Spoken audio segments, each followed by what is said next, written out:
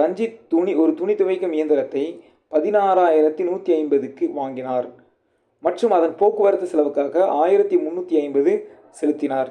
பிறகு அதனை 19,250க்கு விற்றார் எனில் அவரின் லாபம் அல்லது நட்ட சதவீதம் காண்க அப்படின்றாங்க. ஓகே, என்னன்னா ஒரு வாஷிங் மிஷின் வாங்குறாரு, 16,150 ரூபாய்க்கு வாங்குறாரு. ஓகேவா, 16,150க்கு வாங்குறாரு. அடுத்து என்ன சொல்கிறாரு, அதன் போக்குவரத்து செலவுக்காக 1,350 செலவு பண்ணுறாரு. இப்போ இவருடைய அடக்க விலை என்னென்னா 16,150 கிடையாது, ஏன்னா எக்ஸ்ட்ராவும் செலவு பண்ணுறாருல. ஓகே, நான் அப்போ அந்த 1,350 என்ன பண்ணணும், எக்ஸ்ட்ரா செலவையும் கூட்டிக்கிறணும். அப்போ அவருடைய அடக்க விலை எவ்வளவு, 17,500. ரெண்டையும் கூட்டிக்கலாமா? கிளியரா? ஓகே. ஆனால் அவர் விற்கிறப்ப எப்படி விற்கிறார், 19,250 ரூபாய்க்கு விற்கிறார். 19,250 ரூபாய்க்கு விற்கிறார்.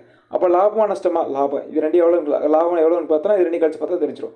எவ்வளவு, 1,750 ரூபா அவருக்கு லாபம். அப்போது மொத்தம் அவருடைய அடக்க விலை எவ்வளவு, 100%. அப்போ 100% 17,500 அப்படின்னா எவ்வளோ லாப பர்சன்டேஜ் தான் கேட்குறாங்க.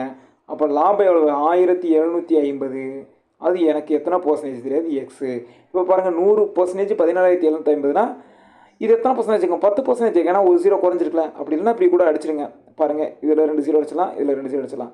இதில் 175 இருக்கும், இதில் 175 இருக்கும். வேறு எதாவது அடிக்க முடியுமா, கிராஸாக பிரிக்கிறீங்க.